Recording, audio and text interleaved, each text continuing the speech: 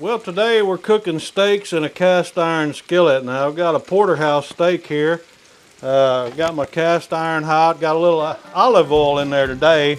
And of course we're cooking some fried potatoes and onions. So, but you know, cooking steaks in a cast iron skillet is probably one of the most searched for items on the internet. Everybody is looking how to cook a good steak in a cast iron skillet, and it's really not that hard.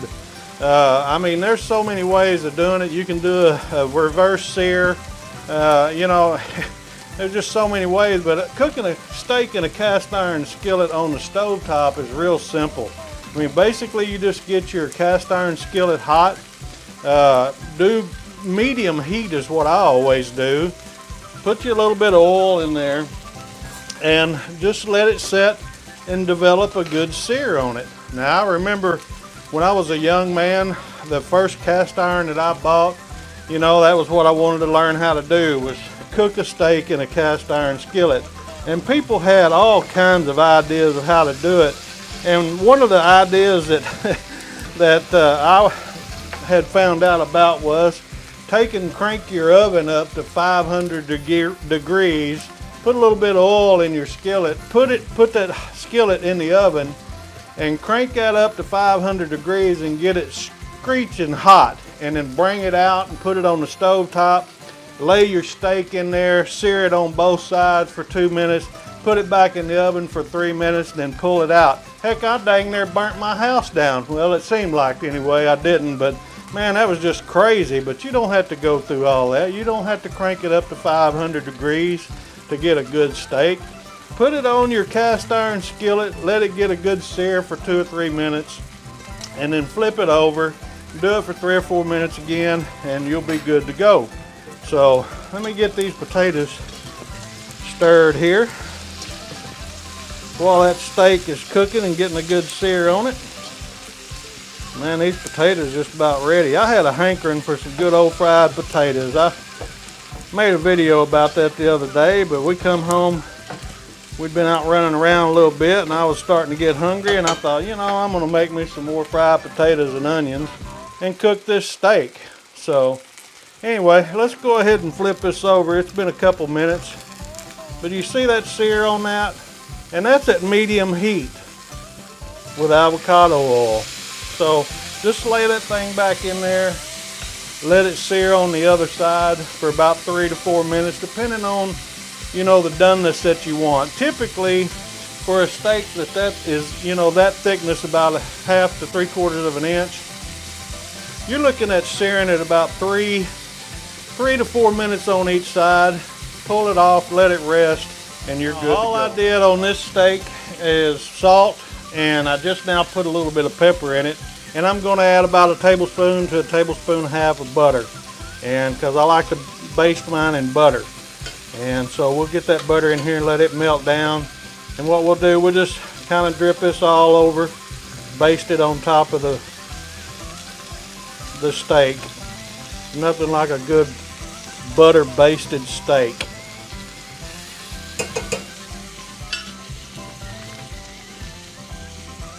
Let me know down in the comments section how you prefer to cook your steak. Have you ever had any accidents or somebody tell you something crazy like they did me? Cranking it up to 500 degrees. Wonder they didn't have to call the fire department on me. But anyway, it turned out alright. We survived. Well, anyway, to baste these steaks, man, just let that butter melt down. Kind of tilt your skillet up like that.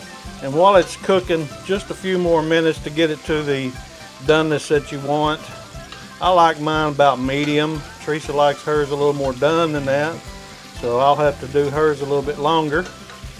But just let that butter melt, tilt your skillet a little bit. Be careful and don't spill it onto the stove because you could call the fire.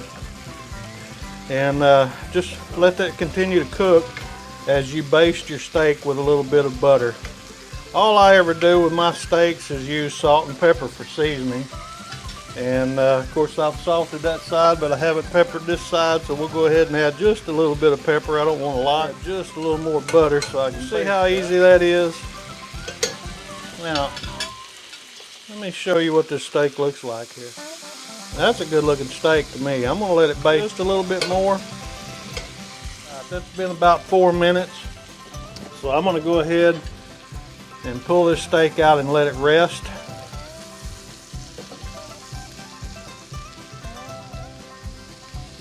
You see how easy that was on the stove top at just medium high heat in a cast iron skillet. Real simple. We'll let that rest. We'll come back here in a little bit and we'll cut into it. We're going to let it rest for 3 to 5 minutes or so, and we'll cut into it and show you what that looks like. Our potatoes are done. I'm going to get Teresa's steak on. And get it cooking. Cooking steaks in a cast iron skillet is really not that hard, folks. And you can do it so easily. We're going to go ahead and let Teresa's cook a little bit longer. I've let mine come over. I've got it resting. But I just want to show you what it looks like. Now, of course, on a porterhouse T-bone, you know, you've got your 2 cuts of meat. This is considered your New York strip or Kansas City strip, depending on what part of the country you're in, I guess.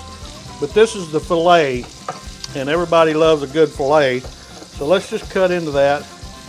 It's a little more done than I like. That's about medium, close to almost well, but anyway, that's a medium steak. And man, I tell you what, it's tender with that butter basted onto your steak. I'm gonna cut this off the bone here and show you what this looks like here. See, that's pretty medium right there. That's a perfect steak for me. A little too rare for Teresa, but not for me.